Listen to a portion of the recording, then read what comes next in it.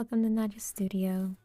This is the second map pages. It's a double page spread for the traveling book Goes to School. I left these off till towards the end of the process, mainly because of intimidation reasons, and I didn't have to put as much.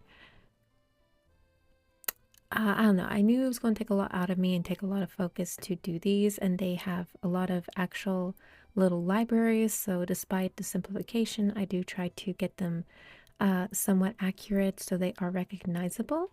So, just wanted to put it off for as long as possible because they are kind of intimidating, and in this case, well, let's see. Point number one for why it's intimidating is because of the little libraries and keeping them accurate. I know I have them sketched. I actually didn't sketch this one until quite recently, so this one actually wasn't done. So I did have to sketch it, but it is also a lot of inking since it's 2 pages and has a lot of detail in the libraries. Second reason is I'm always nervous about these paths. One, to make them line up, and also to have enough space that we're going to be able to fit the text. And in this case, I wasn't doing an overlay like I did in the first traveling book, where the path and libraries were separate and they overlaid on a grass background. The grass is going to be incorporated here as I am making it switch from a season to a season. So I was just nervous about messing that up, where it would then be a big deal to have to redo it and take up a lot of time to redo it once again. I had a third reason. Now I can't remember it.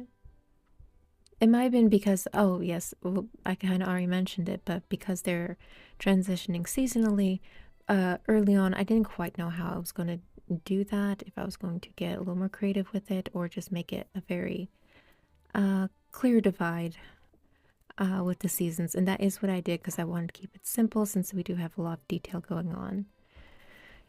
Here you can see the full page of it, and the reason I go so far out and beyond the actual path is because I need the bleed margins to extend beyond that, so I have room to crop the pages and it can extend out beyond the page for the printing.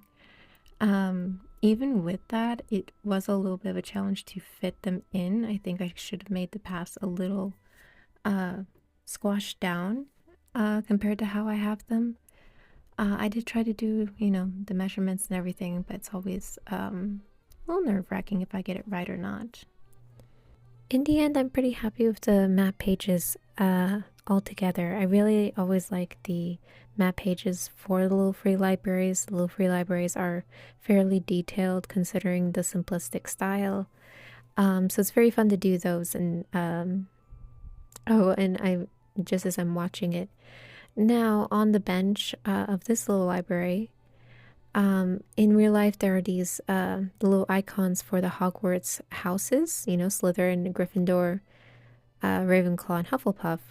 And of course, couldn't pull those in, or even doing something with more indication of the symbols would have been, I think, too much, even just because of how small it is. I couldn't get a good detail of that.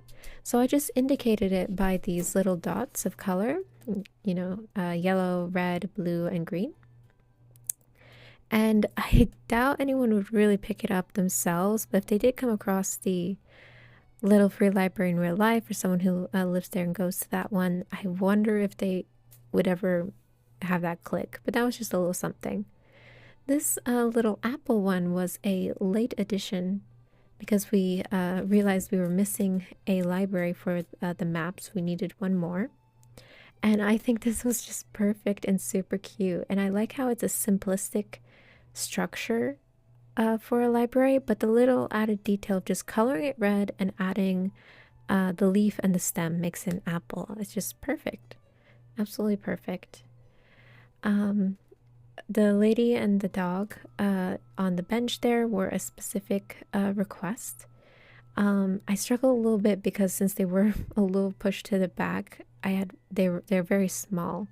So it was hard to get detail to make sure you could kind of tell it was them. Particularly the dog. The dog is supposed to be a Chihuahua, but it was really hard to get in, especially when I kind of wanted them to interact a little bit. So I put her hand over his head, so also the ears aren't very clear in the end. But I always like getting to include specific people and characters. We see the end of this as we transition to spring. We are meeting Miss Kenzie on this map. This is before we see all the pages with her. We do get close-ups of her with the little library following this page. And I'm just kind of trying to keep this very light compared to the previous spread where we had grass, but it was a warmer green with the overlay of leaves. And then, of course, the flowers that I utilize in the other pages, I just kind of pulled and tied into here as well.